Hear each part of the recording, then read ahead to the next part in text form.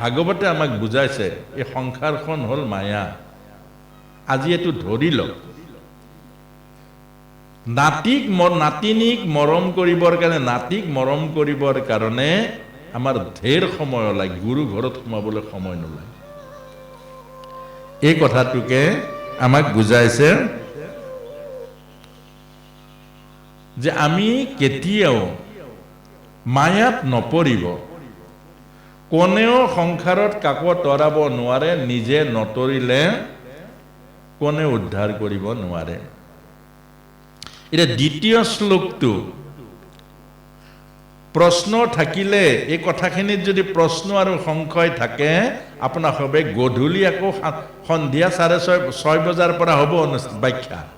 গধূলি আকৌ কাগজত লিখি আনিব, প্ৰশ্ন নাৰাখিব, আৰু যিখিনি বুজিব সেইখিনি কৰিবলৈ আৰম্ভ কৰিব। এইটোৱে হ'ল নিয়ম। দ্বিতীয় শ্লোকটো হ'ল ধৰ্ম প্ৰযোজিত কৈতৱসত্ৰ পৰম নিৰ্মোচ্চাৰণম সতাম বেদং বাস্তৱ মন্ত্ৰ বস্তু শিৱদম ত্ৰাপত্ৰয়োন্মূলনম শ্ৰীমদ্ ভাগৱতে মহামুনিকৃতে কিম্বা পৰৰিচ্ছাৰঃ সদ্য হৃদবৰুদ্ধতে কৃতিভি শুশ্ৰুভিস্তৎক্ষণাৎ। অৰ্থাৎ ভাগৱত পঢ়িলে ভাগৱতী নহয়। আকৌ কৈছো যে ভাগৱত শুনিলে ভাগৱতী নহয়।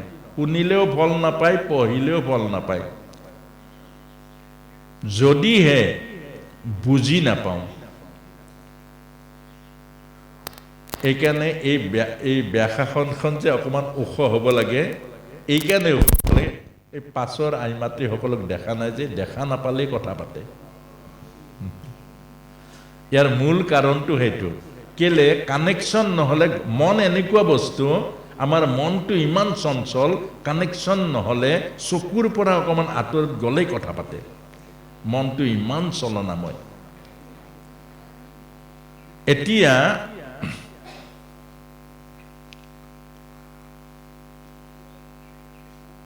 ভাগৱত ধৰ্মৰ কি বাৰু? হিংসা আৰু কপটতা শূন্য। হিংসা আৰু কপটতা শূন্য অন্তৰখনতে ভাগৱত ধৰ্ম আছে।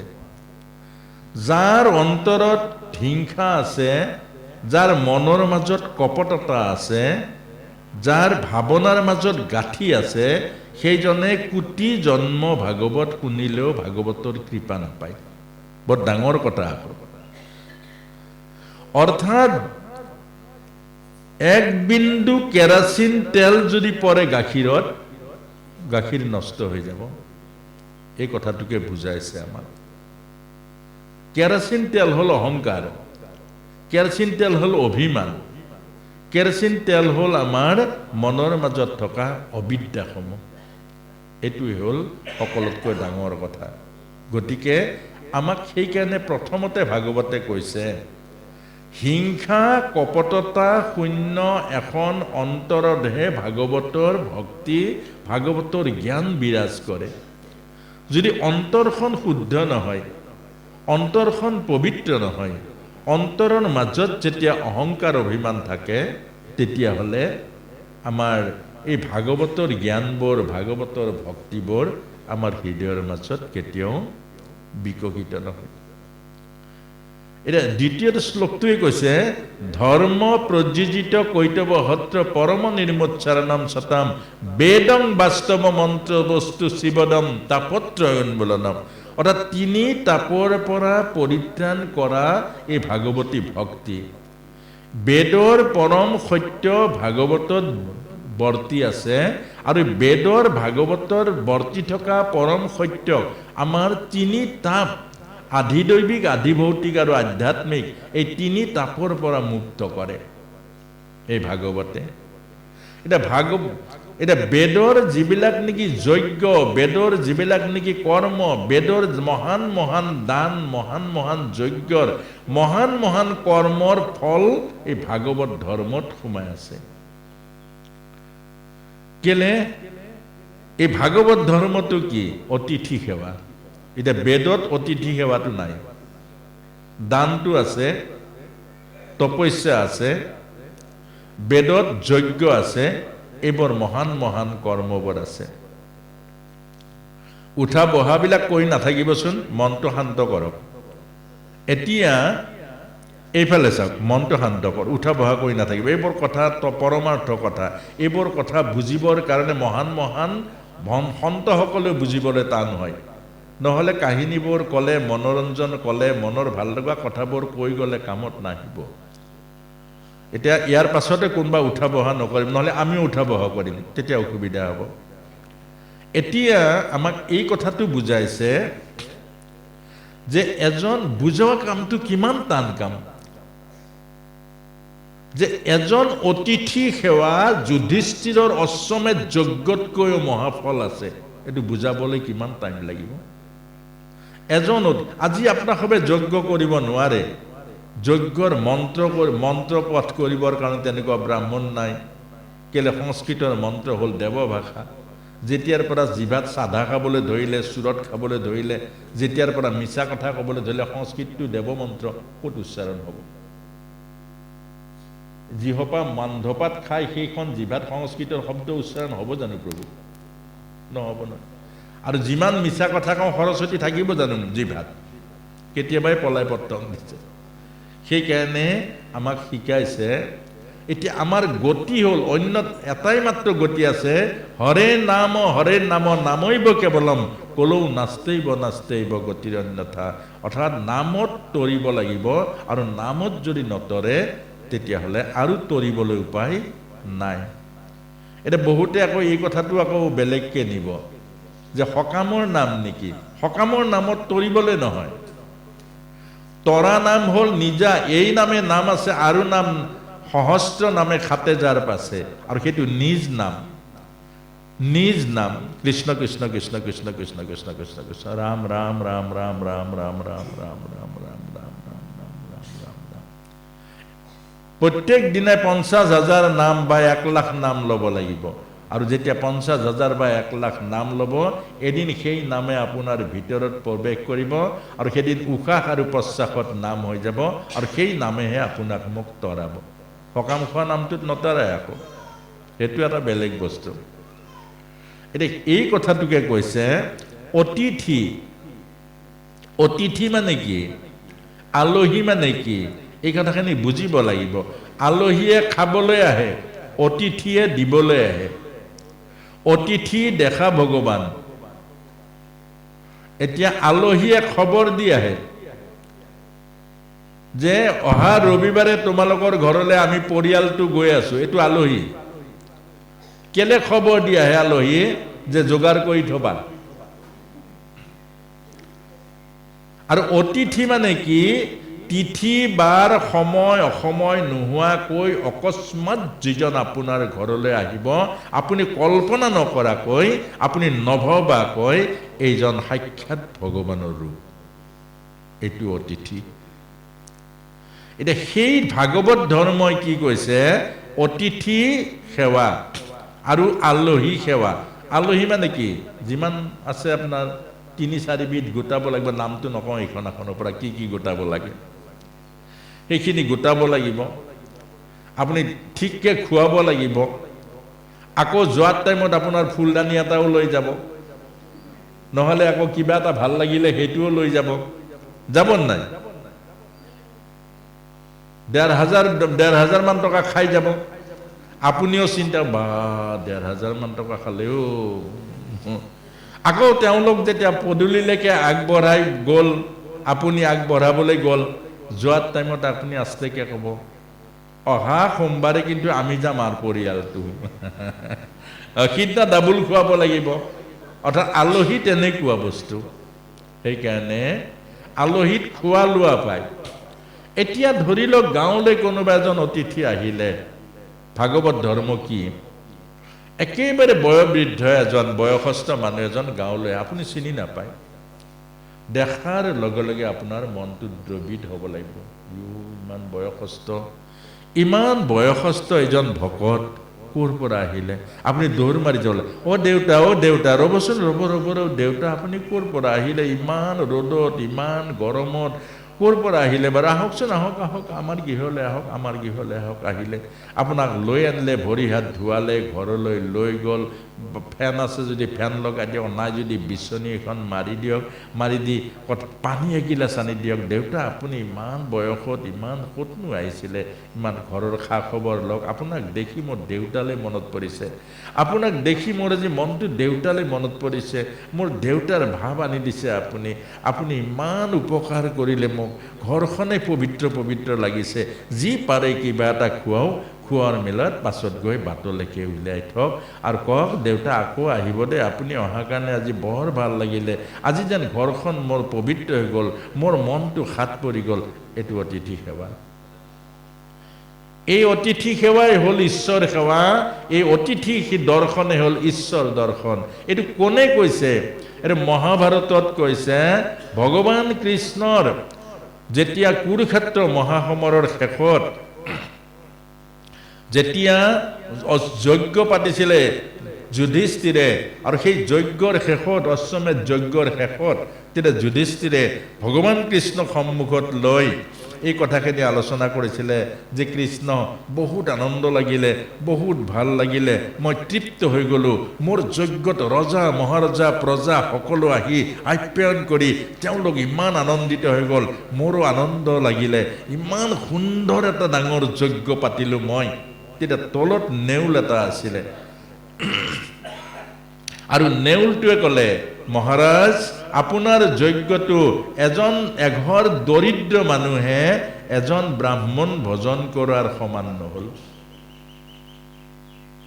এঘৰ দৰিদ্ৰ গৃহস্থীয়ে এজন ব্ৰাহ্মণক যি ব্ৰহ্ম ভোজন কৰাইছিলে মাঘ মাহৰ সিমান ডাঙৰ আপোনাৰ যজ্ঞটো নহ'ল লগে লগে যুধিষ্ঠিৰৰ মুখখন কলা পৰি গ'ল আৰু তেতিয়া ভগৱান কৃষ্ণক সুধিলে কৃষ্ণ বোলে তেওঁহে জানিব আৰু তেওঁৰ ওচৰতে সুধিলে বোলে তুমি কোৱাচোন বাৰু কি হ'ল বোলে এই যি গৃহস্থী ঘৰখনে যে ব্ৰাহ্মণজনক ব্ৰহ্ম ভোজন কৰাইছিলে দুজন খুৱাব নোৱাৰে ইমান দৰিদ্ৰ খুজি খায় আৰু সেইজনে য'ত হাত মুখ প্ৰক্ষালন কৰিছিলে হাত ধুইছিলে তাত মই বাগৰ মাৰি দিলোঁ মোৰ আধা নোম সোণৰ হৈ গ'ল আৰু তোমাৰ তাত কিমান বাগৰিলোঁ কত ছাল বাকৰি গ'ল এডাল নোম সোণৰ নহ'ল তেতিয়া ভগৱান কৃষ্ণক সুধিছিলে কৃষ্ণ বোলে দাদা তোমাৰ এইটো হ'ল পাপ খেদোৱা যজ্ঞ সকামী যজ্ঞ সকামীত প্ৰশংসা আছে সকামীত অভিমান আছে সকামীত আত্মশ্লাঘা আছে সকামী সেইকাৰণে সকামী অৰ্থ হ'ল কৈ ফুৰে মানুহক মই এনেকুৱা খুৱাইছোঁ মই অমুক কৰিছোঁ মই তমুক কৰিছোঁ মই অমুকক সহায় কৰিছোঁ মই তমুকক যাৰ কাৰণে পুণ্য নষ্ট হৈ যায় আগৰ পুণ্য সেইকাৰণে আমাক কৈছে ভাগৱত ধৰ্ম কলিত শ্ৰেষ্ঠ ধৰ্ম 80 বছৰীয়া যিমানবোৰ বৃদ্ধ আছে এখন তীৰ্থ হৈ যায় কোনো তীৰ্থত যোৱাৰ কোনো প্ৰয়োজন নাই হাজাৰ লাখ টকা খৰচা কৰি 80 বছৰীয়া দেউতাসকলক প্ৰত্যেক দিনত নোৱাৰিলেও মাহত এবাৰ গৈ চৰণ সেৱা কৰক আপোনাৰ পুণ্যৰ প্ৰয়োজন নাই আৰু বেলেগকে আপোনাৰ ঘৰত পিতৃ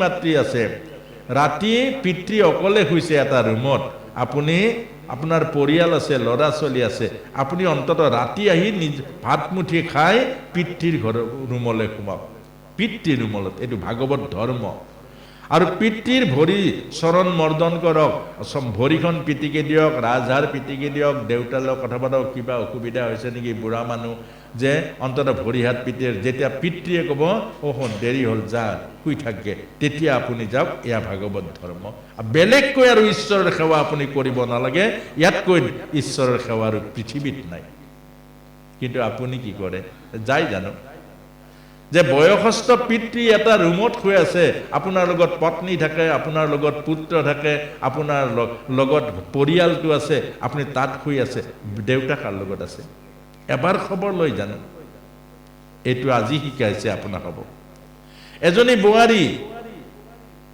আপোনাৰ প্ৰথম দায়িত্ব কি শহুৰ শাহু সেৱা যি শহুৰ আৰু শাহুৱে আপোনাৰ স্বামীক দিছে যি স্বামী আপোনাৰ ক্ষীৰৰ সেন্দুৰ দিছে যি স্বামী আপোনাৰ গৰ্ভত এটা সন্তান দিছে আপোনাক মাতৃত্বৰ সোৱাদ দিছে যাৰ ভেটিত আপুনি আজি ঘৰখন পাতিছে সেইজন শহুৰ শাহুৰ আপোনাৰ দায়িত্ব আছে নে নাই এইটো কথা কোনে কৈছে? উৰ্মিলা মায়ে কৈছে। উৰ্মিলা, লক্ষ্মণৰ পত্নী উৰ্মিলা লক্ষ্মণক জ্ঞান দিছে, স্বামী আপুনি যাওক, 14 বছৰহে, 14 বছৰ এদিন গুচি যাব, আপুনি মোৰ কথা চিন্তা নকৰিব, মই মাত্ৰ সুযোগ দিয়ক, যি শহুৰ শাহুৰ পৰা তোমাৰ নিচিনা স্বামী পাইছোঁ, আৰু সেই শহুৰ শাহুৰ মই 14 বছৰ সেৱা কৰিম, 14 বছৰ তেওঁলোকৰ সেৱা কৰিম, তাৰ পাছত এদিন আকৌ তুমি ঘূৰি আহিবা। এইবোৰ ভাৰতীয় শিক্ষা, এইবোৰ আমাৰ আধ্যাত্মিক জীৱনৰ শিক্ষা, এইবোৰ কথা কৈছে। এইবোৰ আমি কৰিব পাৰোঁ। এতিয়া ডাঙৰ যজ্ঞ কৰিব পাৰিব জানো? নোৱাৰে। এইবোৰ কিন্তু পাৰোঁ, আৰু সেইকাৰণে আজিৰ ভাগৱতে আমাক এইটো জ্ঞান দিছে, অতিথি অতিথি দেৱ ভৱ, অতিথি কাৰণে। এতিয়া আই মাতৃসকলে আজিকালি অতিথিটো ভাল নাপায় বাৰু। কেলে ভাল নাপায়? চব আজিকালি মোবাইলত ব্যস্ত। এতিয়া মোবাইলত চাই আছে চিৰিয়েল, সেই সময়ত কোনোবা গাঁৱৰ এজন অতিথি গ'লে গালিহে খাব। এই বুঢ়া মানুহবিলাকৰ কাম নাই, যেতিয়া তেতিয়াই আহিবলৈ অমুক তমুক, এইবোৰহে হ'ব। কিন্তু সেইটো নহয়। আজি আপোনালোকক এই জ্ঞানটো ভাগৱতে দিছে যে আপোনালোকে আজিৰ পৰা সদায় মনত ৰাখিব, এই চোতাল যে ঝাৰু মাৰে, পদূলিলৈকে ঝাৰু মাৰিব লাগে। পদূলি ঝাৰু মাৰেনে নাই আপোনালোকে? হে, মাৰেনে? আচ্ছা, পদূলি ঝাৰু মাৰোতে কি ভাবে, কি কয়, কি আশা কৰে? এইটো নাজানে না? পদূলি ঝাৰু মাৰোতে সদায় আশা কৰিব লাগে, হে ভগৱান, আমাৰ গৃহলৈ এজন অতিথিয়ে পঠিয়াই দিবা প্ৰভু, আমাৰ ঘৰখনত দুখবোৰ যাতে দূৰ হয়। অতিথি সেৱা নহ'লে এখন শ্মশান খালী। যিখন ঘৰত অতিথি নাযায়, যিখন ঘৰত অতিথি সেৱা নাই, সেইখন ঘৰক মানে শ্মশান খালী বুলি কৈছেগৈ। তাত কোনো পুণ্য নাথাকে, তাত কোনো আধ্যাত্মিক সুখ নাথাকে। সেইকাৰণে পদূলি যে সুন্দৰকৈ সাৰে, আৰু পদূলি সাৰোতে সেই ভাৱনাটো আনিব লাগে যে প্ৰভু অতিথি এজন পঠিয়াবা, প্ৰভু অতিথি সেৱাটো। এই কথাটোৱে আজিৰ পৰা আপোনালোকে আচৰিত পাব। আমি যে ক'ৰবাত যাওঁ, ওচৰৰ মানুহে কেতিয়াবা কান্দি যায় যে প্ৰভু নামঘৰৰ ওচৰত আমাৰ ঘৰবোৰ ইমান ঘৰ আছে, আপুনি ইমান দূৰত কেনেকৈ থাকে? ইমান দূৰত কোনোবা এজনে থাপ মাৰি আপোনাক লৈ যায় যে নামঘৰত কিমান থাকে। অৰ্থাৎ চবৰ ঘৰত অতিথি নাযায়, মনত ৰাখিব। কেলে কল্পনা কৰা নাছিলে ভগৱান কৃষ্ণ বিদুৰৰ ঘৰত থাকিব। দুৰ্যোধনে কিমান বৰ আয়োজন কৰিছে কৃষ্ণ থাকিব, কিন্তু ভগৱান কৃষ্ণ বিদুৰৰ ঘৰলৈ গ'ল। সেইকাৰণে আজিৰ পৰা আপোনালোকে পদূলি, বহুতে আকৌ অতিথিক ভয় কৰে, ভয় কৰা সকলে নাসাৰিব, নক'ব আকৌ যে ভগৱানক খাটিব অতিথি, অতিথি দেৱ ভৱ। অতিথি যাৰ ঘৰত যায় বহুত পাপ, বহুত কষ্ট, বহুত দুখ লৈ যায় মনত। অৰ্থাৎ গংগাই ভয় কৰিছিলে যে প্ৰভু মোক পতিত পাৱনী শক্তিলা, কোটি কোটি পাপী আহি মোক স্নান কৰিব, পাপৰ বজা জানো মই বব পাৰিম? তেতিয়া ভগৱানে কৈছে অকল পাপীয়ে নাহে, তাত মহাভাগৱত আহিব, আৰু এই মহাভাগৱতে তোমাৰ সমস্ত পাপ দূৰ কৰিব। ঠিক আপোনাৰ মোৰ ঘৰত জানি নাজানি আমি বহুত অপৰাধ কৰোঁ, কৰিব নালাগা কাম আমি বহুত কৰোঁ, খাব নালাগা বহুত বস্তু খাওঁ। সেইকাৰণে গৃহস্থীৰ দোষবোৰ, ত্ৰুটিবোৰ, গৃহস্থীৰ অপৰাধবোৰ অতিথিয়ে দূৰ কৰে। অতিথিয়ে, ভগৱান কৃষ্ণৰ এটা নাম হৰি। কেলে হৰি? ভকতৰ পাপবোৰ হৰণ কৰে কাৰণে তেওঁৰ নাম হৰি। অৰ্থাৎ তেওঁৰ ভক্তৰ যিবোৰ পাপ কৰে, নাজানি ভক্তই কিছুমান পাপ নকৰে জানে প্ৰভু? এই আপোনাৰ মোৰ আমাৰ পাপবোৰ তেওঁ গুচাবৰ কাৰণে নাম ধৰিছে হৰি। গতিকে আপোনাক মোকো এই কথাটো কৈছে।